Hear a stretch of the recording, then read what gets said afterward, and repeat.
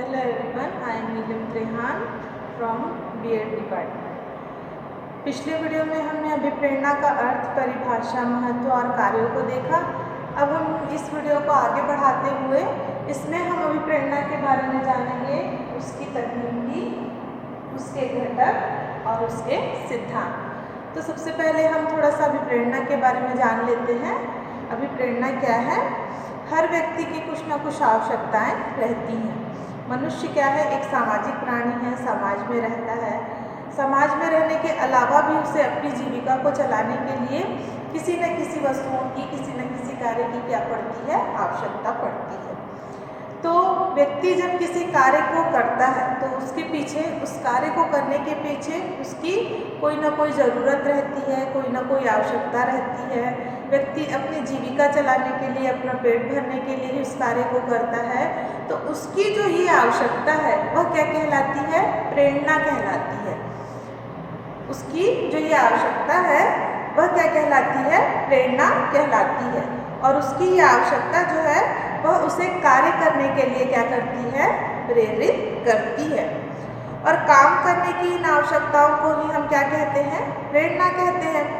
और व्यक्ति काम करने के लिए प्रेरित करने के उद्देश्य से क्या करता है? आवश्यकताओं का अनुभव कराने की जो प्रक्रिया है। व्यक्ति जिस कार्य को करता है जरूरी नहीं है कि उस कार्य का उसको पहले से अनुभव हो। अन्य व्यक्ति जो है, जो दूसरा अन्य व्यक्ति, वह क्या करता है? अनुभवी व्यक्ति उसे क्या करता है? इस कार्य को करने के लिए प्रेरित करता है।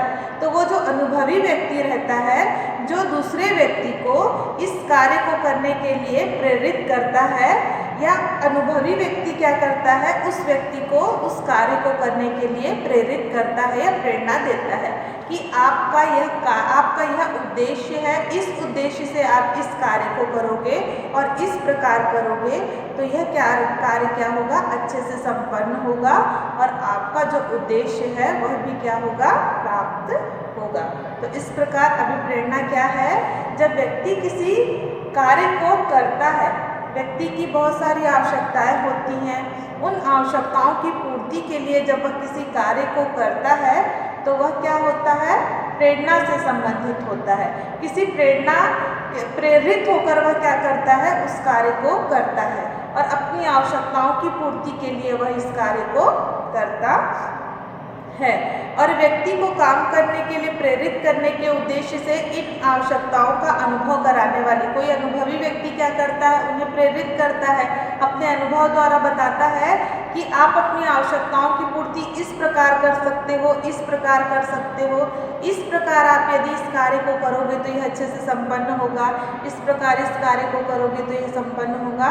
तो अनुभवी व्यक्ति अपने अनुभव द्वारा जब उस व्यक्ति की आवश्यकताओं की पूर्ति के लिए उस कार्य को करने के लिए प्रेरित करता है, तो इस प्रकार की प्रेरणा क्या कहलाती है?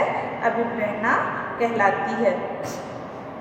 इसे हम पुस्तकीय भाषा में कह सकते हैं कि अभिप्रेरणा वह क्रिया है जिसके द्वारा कर्मचारियों को कोई आवश्यकता अनुभव करा के काम कराने के लिए प्रेरित किया जाता है। उनकी आवश्यकताओं का अनुभव करा के उन्हें क्या किया जाता है? कार्य करने के लिए प्रेरित किया जाता है। तो ये क्या कहलाता है? अभिप्रेरणा कहलाती है। अब हम अभिप्रेरणा की एक आध परिभाषा देख लेते हैं। तो अभिप्रेरणा को किसी लक्ष्य या पुरस्कार की प्राप्ति करने हेतु अपनी शक्ति के प्रयोग करने की तत्परता के रूप में परिभाषित कर सकते हैं। डेल्बिच के शब्दों में डेल्बिच कहते हैं कि जो अभिप्रेरणा है वह किसी लक्ष्य या पुरस्कार की प्राप्ति के लिए। लक्ष्य, मनुष्य का लक्ष्य क्या है? अपनी आवश्यकताओं की पूर्ति करना, अपनी जीविका को चलाना। तो अपनी आवश्यकताओं की पूर्ति के लिए ही वह किसी न किसी प्रकार का कार्य करता है। तो उस कार्य के लिए उन्हें जो प्रेरित करता है वह अभिप्रेरणा कहलाती है। और एक प्रकार का पुरस्कार, अभिप्रेरणा जो है वह क्या है? एक प्रकार का पुरस्कार भी हम कह सकते हैं उसे। पुरस्कार की प्राप्ति के लिए भी, मान लीजिए कोई बच्चा चित्रकारी में निपुण है, वह बहुत अच्छी चित्रकारी करता है, और यदि हम उसे प्रेरित करते हैं कि आप बहुत अच्छी चित्रकारी करते हो, आप इसमें और फिनिशिंग लाओगे और ज़्यादा अच्छे से इसे करोगे, तो आपको इसके लिए क्या किया जाएगा? पुरस्कृत भी किया जाएगा। तो बच्चा क्या करता है, और उत्साह से उस कार्य को और अच्छे से संपन्न करता है कि मुझे इसके लिए पुरस्कृत किया गया, मैंने अच्छा कार्य किया, मुझे इसके लिए पुरस्कृत किया गया, तो मैं आगे चल के यदि इस पे और अच्छे से काम करूँगा और अच्छे से मैं इस पे वर्क करूँगा तो मुझे और अधिक सराहा जाएगा और अधिक पुरस्कृत भी किया जाएगा। अब हम देखते हैं अभिप्रेरणा की तकनीकी। तो सबसे पहले इसमें क्या कह रहा है, सहकारिता द्वारा अभिप्रेरणा। सहकारिता द्वारा अभिप्रेरणा। अभी हम जो ये अभिप्रेरणा है इसे हम मैनेजमेंट के अंतर्गत देख रहे हैं कि एक मैनेजमेंट जो रहता है वह किस प्रकार अपने कर्मचारियों को अभिप्रेरित करता है कार्य करने के लिए। एक कंपनी है, उसका जो मैनेजमेंट है वह अपने कर्मचारियों को कार्य लेने के लिए किस प्रकार से प्रेरित करता है या अभिप्रेरित करता है। इस अभिप्रेरणा मोटिवेशन को हमें मैनेजमेंट के अंतर्गत देख रहे हैं। आपका सब्जेक्ट है ना शैक्षिक प्रशासन तथा प्रबंधन, एजुकेशनल एडमिनिस्ट्रेशन एंड मैनेजमेंट, तो उसके अंतर्गत हम इस अभिप्रेरणा को देख रहे हैं। तो इसका सबसे पहला तकनीकी, इसमें तकनीकी के अंतर्गत हम देखेंगे सहकारिता द्वारा अभिप्रेरणा। तो सहकारिता द्वारा अभिप्रेरणा में कह रहा है कि कर्मचारियों को संस्था के प्रबंध का निर्णयन में हिस्सेदार बनाकर भी उनको अभिप्रेरित किया जाता है। एक मैनेजमेंट जो है वह क्या करता है, अपने कर्मचारियों को जिस भी प्रकार का निर्णय लेता है उनमें उनकी सहभागिता या उनके विचारों को भी जानकर क्या कर सकता है, अभिप्रेरित कर सकता है।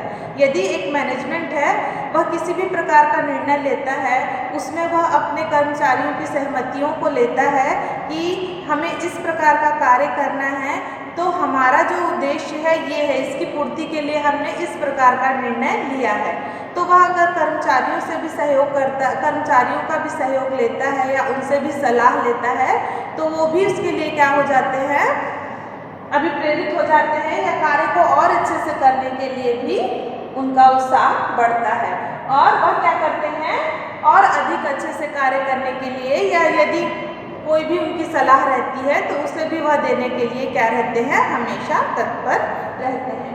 अब दूसरा है चुनौती द्वारा अभिप्रेरणा। चुनौती द्वारा अभिप्रेरणा में कह रहा है कि प्रबंधकों को संस्था के लक्ष्यों को कर्मचारी के सामने चुनौती के रूप में रखना चाहिए। जो संस्था है वह किसी कार्य को कर्मचारियों के मध्य अगर चुनौती के रूप में रखेगी तो कंपटीशन को सामने रख करके वह कर्मचारी क्या करेंगे, उसे और अधिक अच्छे से उस वर्क को करने की कोशिश करेंगे। कंपटीशन की भावना यदि कर्मचारियों के बीच में आ जाएगी तो वो कर्मचारी क्या करेंगे, उस कार्य को अच्छे से करने की कोशिश करेंगे। दूसरा है मौद्रिक एवं अमौद्रिक अभिप्रेरणा। मौद्रिक एवं अमौद्रिक प्रेरणा में कह रहा है कि मौद्रिक एवं अमौद्रिक प्रेरणाएं देकर भी कर्मचारियों को क्या किया जा सकता है, अभिप्रेरित किया जा सकता है। मौद्रिक अभिप्रेरणा में वेतन आ जाता है, अमौद्रिक प्रेरणा में शब्दों द्वारा यदि उनकी तारीफ करके शब्दों द्वारा उन्हें मोटिवेट किया जाता है तो वह अमौद्रिक अभिप्रेरणा कहलाती है। और जो हमें उन्हें क्या बोलते हैं, वेतन देते हैं, पारितोषिक देते हैं, पुरस्कार देते हैं, ये क्या कहलाता है, मौद्रिक अभिप्रेरणा कहलाएगी।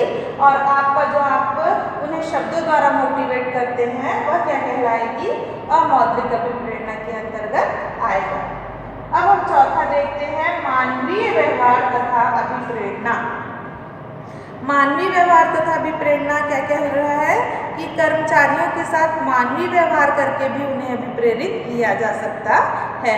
हमेशा अपने कर्मचारियों के साथ हमें मानवीय व्यवहार करना चाहिए जिससे वे क्या करेंगे, कार्य को अच्छे से करेंगे।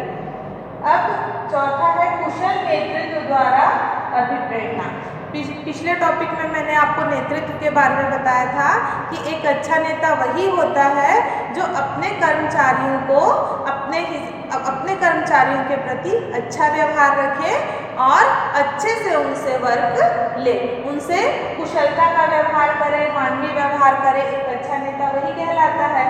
तो क्या है, कुशल नेतृत्व भी क्या है, एक अभिप्रेरणा का माध्यम है। कुशल नेतृत्व करके भी कर्मचारियों को क्या किया जा सकता है, अभिप्रेरित किया जा सकता है। और छठवां है स्वस्थ प्रतिस्पर्धा। प्रतिस्पर्धा मीन्स कॉम्पिटिशन। तो इस विधि में प्रबंधकों को अन्य संस्थाओं के साथ स्वस्थ प्रतिस्पर्धा की भावना पैदा करके संस्था के सभी कर्मचारियों को क्या किया जा सकता है, अभिप्रेरित किया जा सकता है। आजकल कंपटीशन का ज़माना है, हम जो वर्क कर रहे हैं हो सकता है हमारे जैसा वर्क अन्य कंपनियां भी कर रही हैं, तो उनमें कर्मचारियों में हम कंपटीशन की भावना पैदा कर देंगे तो वो क्या करेंगे, उस कंपटीशन में आगे बढ़ने के लिए अच्छे से अच्छा वर्क करने की क्या करेंगे, कोशिश करेंगे। अब सातवां है उद्देश्यों के स्पष्टीकरण के द्वारा। हमारा जो भी उद्देश्य है उसे हम स्पष्ट रूप से यदि कर्मचारियों के सामने रख देंगे कि हमारा ये उद्देश्य है और इसे हमें पूरा करना है, तो जो कर्मचारी है वह क्या करेगा, उस उद्देश्य को प्राप्त करने के लिए अपनी जी जान लगा देगा। तो ये थे अभिप्रेरणा तकनीकी के माध्यम से हमने अभिप्रेरणा को देखा। अब हम देखते हैं कि अभिप्रेरणा के घटक। अभिप्रेरणा के घटक में पहला कह रहा है वित्तीय या मौद्रिक अभिप्रेरणा और दूसरा है अवित्तीय अभिप्रेरणा। वित्तीय या मौद्रिक अभिप्रेरणा और दूसरा है अवित्तीय प्रेरणा। तो वित्तीय या मौद्रिक अभिप्रेरणा के अंतर्गत पांच तत्वों को शामिल किया गया है, जिसमें से पहला है अपव्यय पर आधारित अधिलाभांश।